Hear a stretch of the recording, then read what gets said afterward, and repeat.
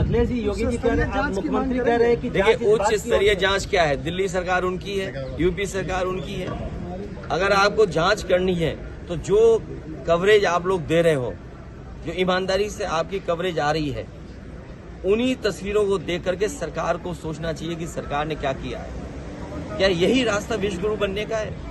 क्या यही रास्ता 5वीं अर्थव्यवस्था का है? और यही रास्ता है क्या तीसरी अर्थव्यवस्था बन जाओगे दुनिया की? अरे दुनिया की अर्थव्यवस्था नहीं बनना, बनो ना बनो, ऑक्सीजन तो दे दो, दवाई तो दे दो, इमरजेंसी में किसी की मदद तो कर दो।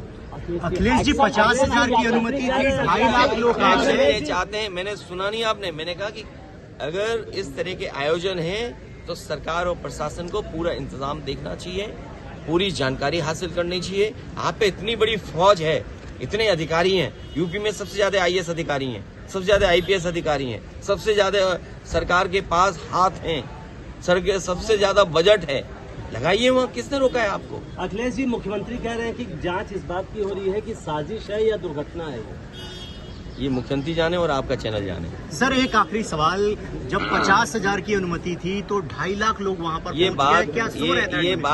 ये बात प्रशासन को वहां पर करनी चाहिए थी कि अगर अनुमति 50,000 की थी तो प्रशासन क्या सो रहा था क्या?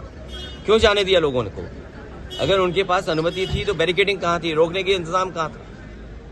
और अगर इस तरह के लोग आ रहे थे तो अपनी फोर्स क्यों नहीं बढ़ाई उन्होंने?